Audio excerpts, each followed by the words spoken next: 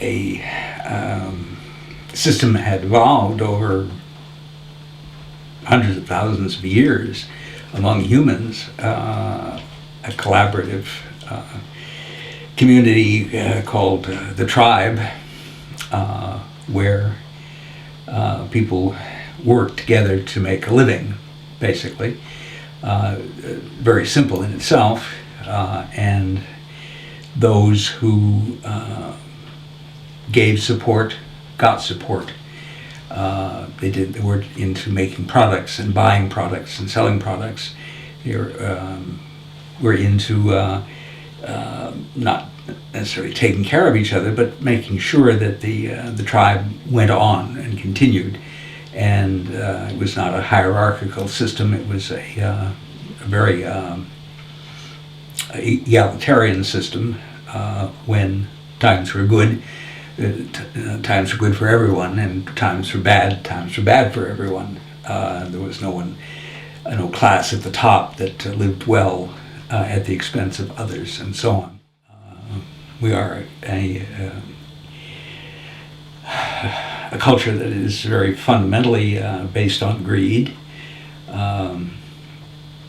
but if you look outside of our culture, that isn't the case. In tribal societies, as they were and as they are now,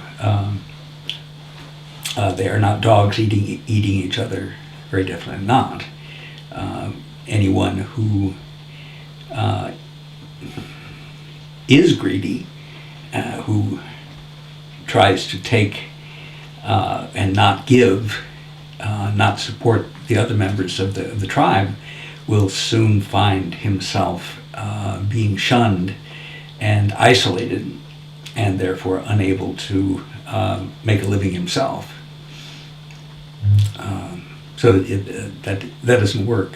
Everyone collaborates to make a living for them all, for themselves, for the whole group. So that's a much more accurate depiction of human nature. If you're going to talk about the great predominant paradigm, than our particular culture, which is a very young social group. We are not humanity, unlike what many people would like to believe.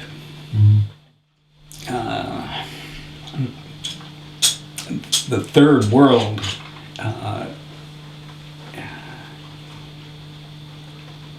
is a group that would like to be the first world. And I'm thinking of undeveloped countries, nations that exist today, so that they're not unlike us, except that they are not as advanced as we are technologically. But of course, in talking about tribal peoples are not third world peoples. They may live in third world countries, but they are not participants in the third world civilization. I mean, third world nations that exist are as civilized as they can be, as much like us as they can be.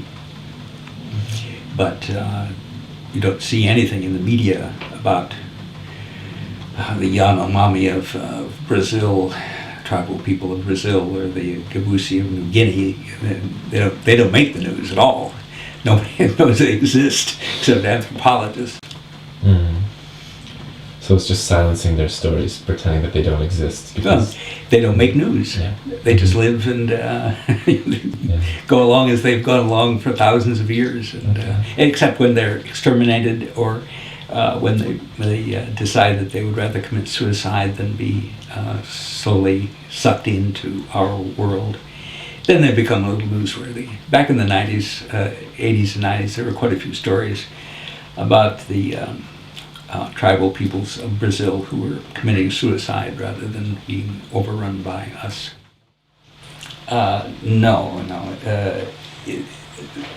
Anthropologists have established very clearly that the more you live dependent on agriculture, the harder you have to work.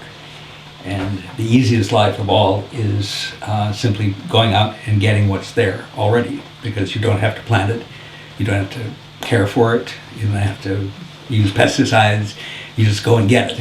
So that's the fewest calories expended to live is that way. All of that stuff that goes into it, to put 140 calories onto your shelf, and all of that is effort by somebody.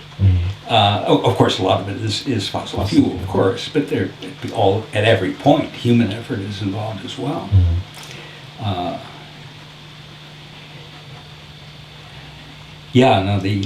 By far the people who have the easiest life, most leisurely life, are the people who are hunter-gatherers.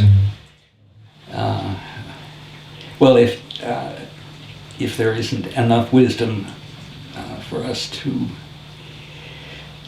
begin to reorganize our agricultural system so that it no longer depends on fossil fuel, which it does at this point at every stage of the game, from fertilizer to the grocery store shelves, there will be not only an enormous famine, but an even more devastating panic years before the actual famine. It would be devastating. This is bad news, and so I'm sorry to give it, but it is true.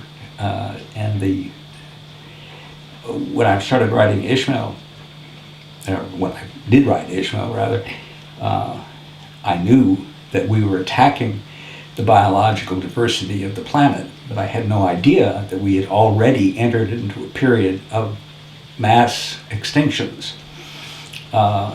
It's estimated that as many as 200 species a day are becoming extinct. This is roughly 1,000 times the normal rate of extinction. There, of course, have been extinctions throughout the history of life on the planet, but this is what is meant by a mass extinction, like happened in the late Permian period when the dinosaurs disappeared. I've said that it's like we are living at the top of a tall skyscraper, and every day we go down to the lower floors and knock 200 bricks out of the walls at random, just here and there. Say, well, there are plenty of bricks, millions of bricks, no problem. The building's still standing. But eventually, you do that day after day after day after day, for year after year, decade after decade after decade, you are attacking the fundamental structural stability of the building. And that's what we're doing to the community of life on this planet. But until people understand that, you can argue with them all you want, and you won't get anywhere. They really have to see that and accept that before you can have any sensible conversation about what to do about that. And so long as people remain oblivious to this fact, you can argue about other things all you want. But till they see that we really are facing a calamity, not for the planet, because life on the planet will go on just fine without us. But we are in danger of making ourselves extinct. We are going to be one of those 200 species that become extinct one day.